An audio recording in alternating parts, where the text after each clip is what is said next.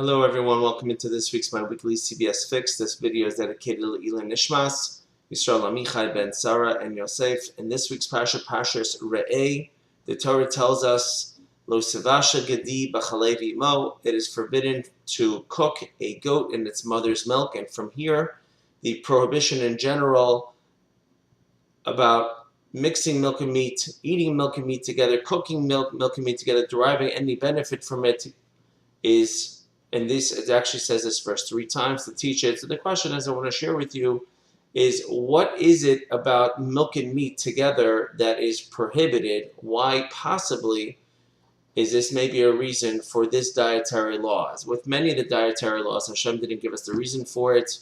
We trust Hashem, certainly, but at the same time, we have license to possibly look into different reasons as to why this prohibition may be.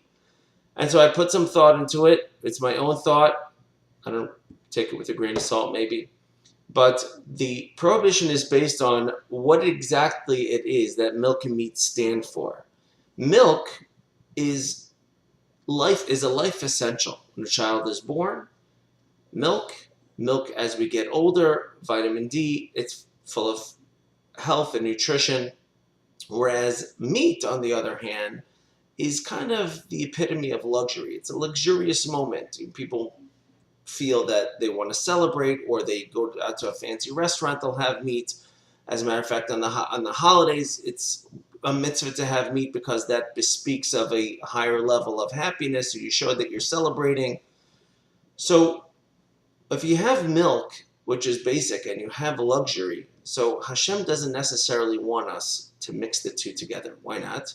Because then people start to get the idea, I really need the meat. The meat is now becoming essential to me. And other people may think about milk, I don't really need milk. It's just a luxurious thing.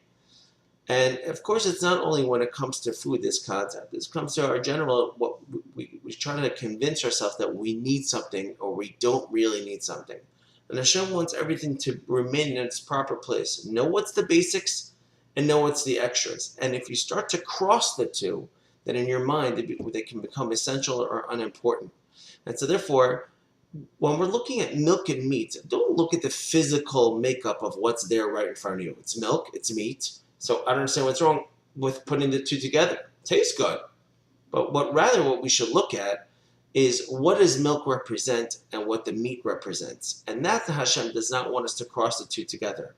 And so therefore, cooking them together, what happens when you cook the two together? When you cook the two together, everybody knows that it's only through heat that the taste of one gets transferred into the other. And in a certain sense, the milk now can kind of taste meaty, and the meat absorbs the flavor of the milk. And so therefore, your meat now becomes milky, and your milk now becomes meaty, which means to say that you've already crossed the lines of your basics and your basic necessities and your luxuries.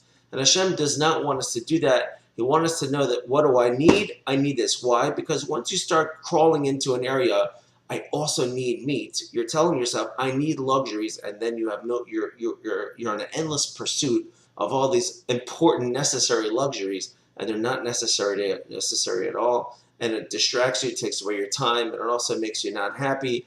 Ezeo Asher, who is rich, Hasamech V'chalko, is happy to have. So figure out what exactly it is you need, and realize that there are other things that are luxuries. Don't cook the two together. Don't let each one absorb the other's flavors. Just stick to the basics. Have a great Shabbos. Thank you for listening.